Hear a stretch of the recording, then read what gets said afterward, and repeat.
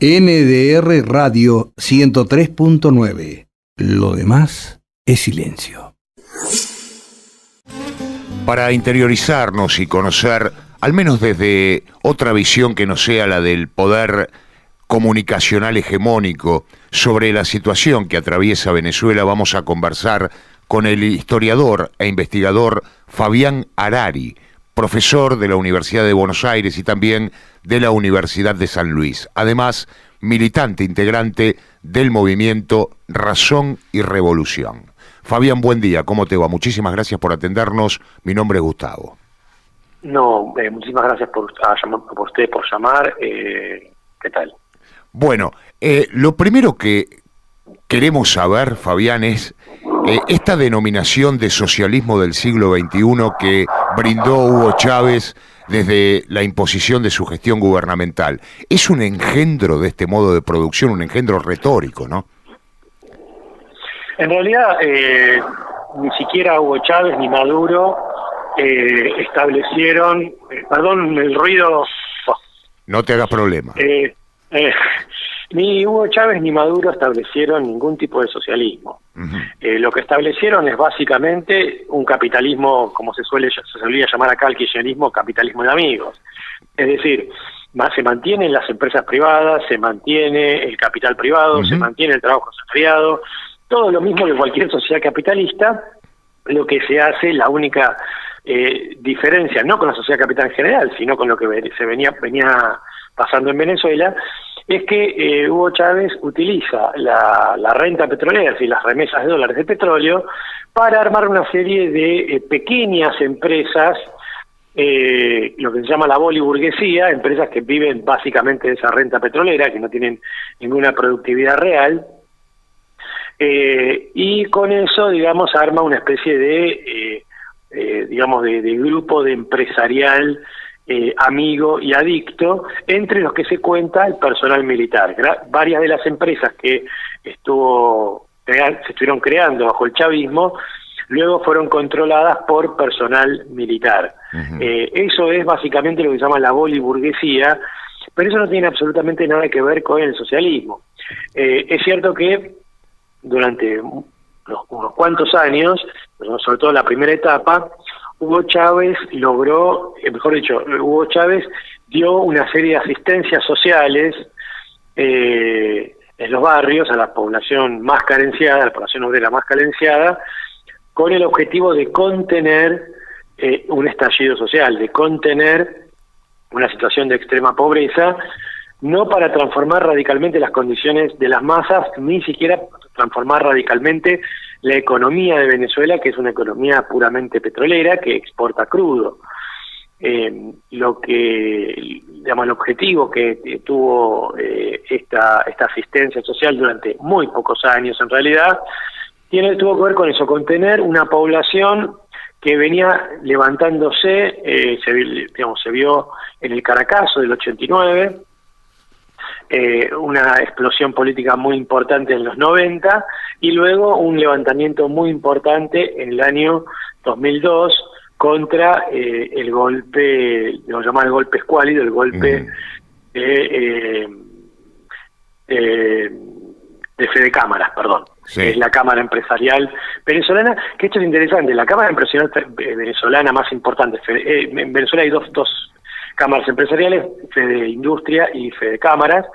Fede Cámaras es lo que se supone una cámara opositora, pero digamos durante todo el chavismo el Fede Cámaras subsistió lo más bien, siguió existiendo, sus empresas siguieron acumulando. Entonces toda esta idea de socialismo del siglo XXI es mentira, no es socialismo, no tiene absolutamente nada que ver con una sociedad dirigida por la clase obrera, donde la producción esté centralizada y planificada. Claro, por eso digo yo que le agregaron este nombre artístico de siglo XXI al socialismo. De alguna manera había que disfrazarlo. Exactamente, había que disfrazar este capitalismo más miserable que instauró el chavismo, de alguna forma que remitiera a una serie de transformaciones que las masas estaban pidiendo, no con la claridad, digamos, necesaria, pero, digamos, estaban buscando ese camino. Uh-huh. Ahora, en los últimos tiempos, en el correlato, ¿no?, del chavismo, del socialismo del siglo XXI, este embustero, llegamos a la etapa de Nicolás Maduro, en donde también se han profundizado las desapariciones. Por ejemplo, hay más de 260 trabajadores que fueron asesinados por los grupos de tareas que responden a Maduro. Exactamente, tenemos por lo menos 25 trabajadores desaparecidos, dirigentes sindicales, barriales, que han denunciado la corrupción y el sistema chavista y han sido secuestrados por el SEBIN, que es el Servicio Bolivariano de Inteligencia Nacional, y cuyo paradero se desconoce hasta el momento, a pesar de que las familias han hecho las denuncias necesarias. Hace poco secuestraron a Helio Palacios. Helio Palacios era un dirigente de Corpoelec, que sería la empresa eléctrica. En febrero denunció el colapso eléctrico por básicamente una falta de mantenimiento y la corrupción que hay en la empresa eléctrica, Palacio fue detenido por el SEBIN y hasta ahora no se sabe bien su paradero. Ajá. Ahora, no, sí, decime, Fabián, por favor. También tenemos otros casos. Tenemos el caso de Francisco Alarcón, de la ciudad de Bolívar, que era el presidente del Sindicato Único de Trabajadores de Electricidad, y también denunciaba que todos los apagones eran responsabilidad del gobierno de Maduro, y fue encontrado muerto. Uh-huh. Recordemos que Venezuela es una dictadura hecha y derecha. Maduro no reconoce al Parlamento, pero además tiene proscriptos a los partidos de izquierda, que hay organismos como los colectivos, el FAES, que es Fuerza de Acción Especial, Fuerzas de Acciones Especiales, el FAES, los colectivos, el SEBIN, las OLP, y son todas organizaciones paramilitares que utiliza el chavismo para reprimir la protesta social. Uh-huh. El chavismo dice que se está enfrentando con el imperialismo, pero en realidad la invasión norteamericana nunca sucede, y yo creo que nunca va a suceder porque los Estados Unidos no quieren invadir Venezuela porque es un escándalo. Obviamente quisieran poder controlar la situación a su manera, pero no con una invasión. Además, perdóname, Fabián, ¿no tienen intereses en la explotación petrolera también los Estados Unidos? A pesar de este embuste, ¿no? De todo este embuste del gobierno. Sí, lo que pasa es que acá hay dos cuestiones. Primero, Venezuela venía exportando libremente y sistemáticamente crudo a Venezuela. Uh-huh. A Estados Unidos. Digamos, no hay una cuestión, digamos, de que Venezuela no exporta, claro, o exporta de otra manera. No hubo ningún problema, y de hecho gran parte, hasta por lo menos el año 2014, gran parte de las divisas iban también para empresas norteamericanas. Claro. La cuestión aquí empezó a torcerse o a ponerse más ríspida cuando Maduro empezó a privatizar algunas empresas de petróleo y empezó a ingresar las empresas rusas. Y entonces ahí Estados Unidos efectivamente empezó a la relación con Estados Unidos empezó a ponerse un poco más tirante, pero me parece a mí que el problema que tiene Estados Unidos no es tanto el petróleo en sí. Estados Unidos, sobre todo a partir del fracking, tiene un autoabastecimiento petrolero muy importante.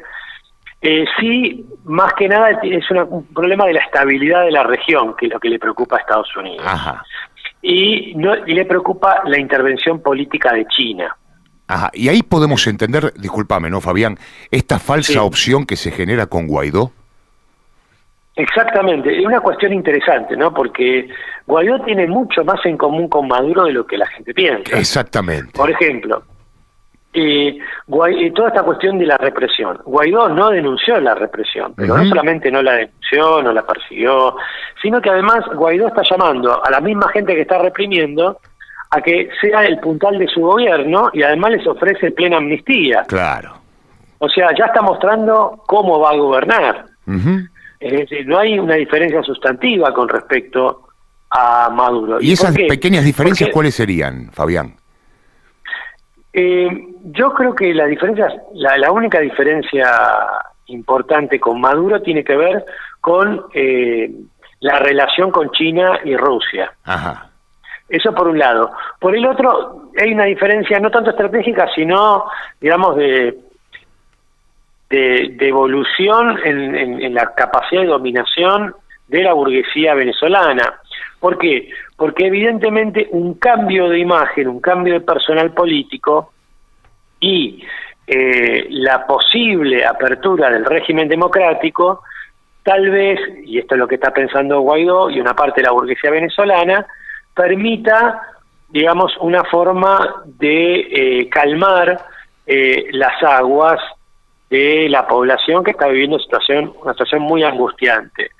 Pero el problema es que esa situación no se va a calmar, sino luego de una importante represión que ya está llevando Maduro, pero que si Guaidó agarrara ahora, lo cual veo muy improbable, yo creo que la alternativa de Guaidó está yendo hacia un fracaso. Puede llegar a remontar, obviamente, la situación muy cambiante, pero tiene que pasar algo muy importante para que el proyecto Guaidó vuelva a ser viable. Si efectivamente el proyecto de Guaidó vuelve a ser viable, tal vez Guaidó esté esperando a que Maduro haga toda la represión que tiene que hacer, haga todo el ajuste que tiene que hacer, y recién ahí Guaidó podría asumir libre de culpa, digamos, ¿no? De cargo y culpa. Lo que pasa es que otra vez esta cuestión paradójicamente hace más inviable la salida a Guaidó. Ante esta situación, ante esta realidad, Fabián, ¿existe alguna alternativa a través de los movimientos populares y sociales para que, de alguna manera, contrapongan algún tipo de vocación o de poder en contra precisamente de Maduro y de Guaidó? Yo creo que el problema con Maduro y con Guaidó es el surgimiento muy lento y embrionario de una tercera fuerza. Ajá. No quiero decir una tercera posición porque ya implica que esa tercera fuerza tiene un programa definido, ¿no? Claro, claro. Pero sí hay una tercera fuerza que viene emergiendo que tiene que ver con la clase obrera, que viene levantándose con sus propios métodos, que viene organizándose en forma todavía precaria y con arrestos más individuales, es decir, esta gente que viene denunciando y es secuestrada está expresando una posición, obviamente en forma todavía como muy individual. Es decir, todavía no hay un organismo que pueda nuclear todo ese descontento y transformarse en una organización de eso. Pero si uno ve levantamientos, movilizaciones, hay una huelga docente muy importante en Barquisimeto, el estado de Lara, que digamos no comulga ni con Maduro ni con Guaidó, una huelga que fue amenazada, y en ese sentido uno ve allí y aquí movimientos, por un lado organizados pero muy pequeños, contra Maduro y Guaidó, pero obviamente el principal enemigo ahora es Maduro. Claro. Y por otro lado, levantamientos generalizados sin ninguna organización, digamos, reconocible, ¿no? Es decir, vemos núcleos pequeños por un lado y después grandes levantamientos. Los grupos organizados son muy pequeños, los grandes levantamientos tienen poca organización. Está bien. Ese es el estado actual. Si esto evoluciona, uno espera que esa masa descontenta consiga una organización y que esos sectores organizados logren tener un eco organizativo en las masas. Una salida posible sería la organización, más que posible necesaria, la organización de una gran asamblea de los trabajadores ocupados y desocupados de Venezuela, donde se pueda canalizar este descontento en un programa, digamos, y como decía, una organización más sistemática. Lo último, Fabián, y esto tiene que ver con una hipótesis personal, ¿no? Te comento esta infidencia. Sí. Y quería buscar también tu posición y tu opinión para intentar enriquecerla de alguna manera.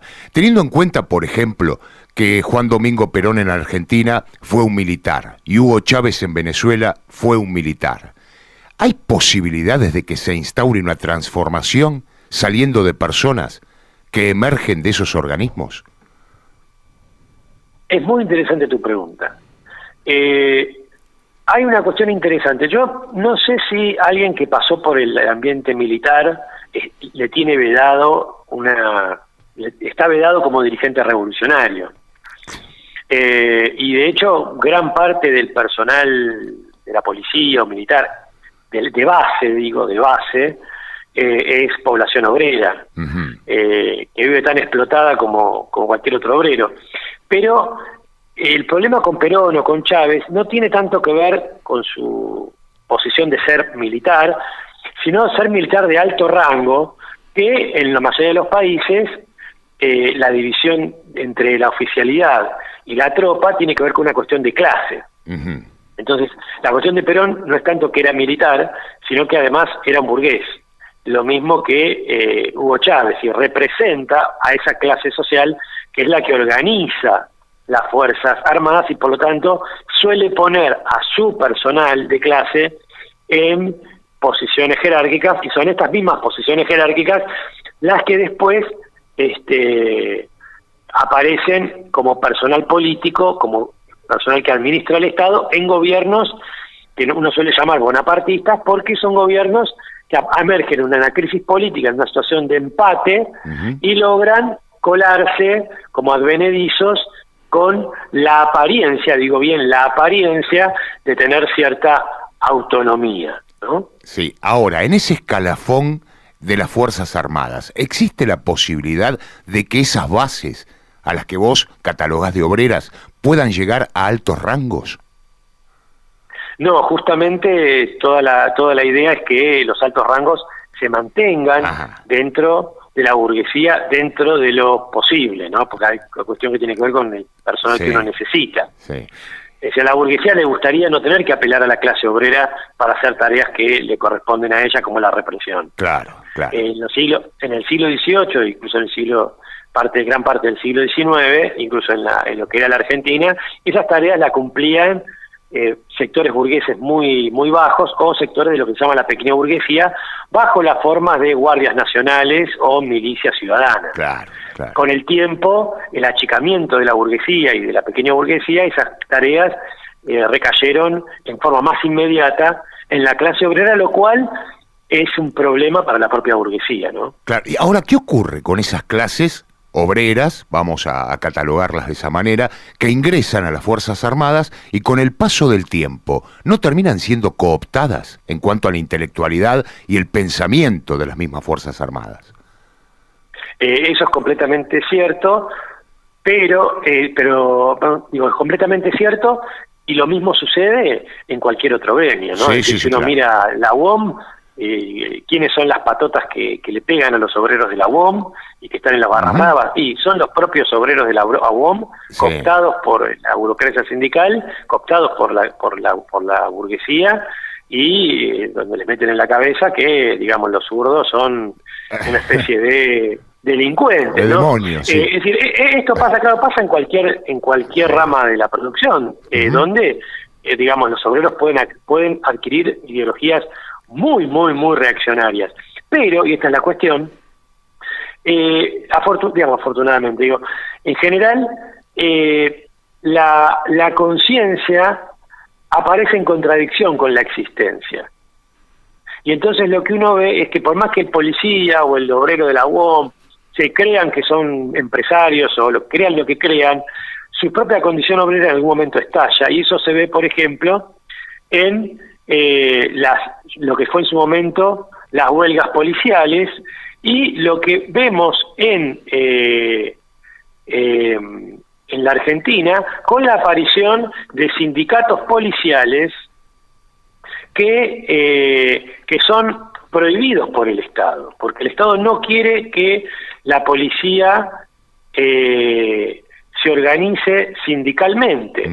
Y me parece a mí que la organización sindical de la policía es lo que le permitiría a estos obreros no estar tan a merced de la cúpula dirigencial.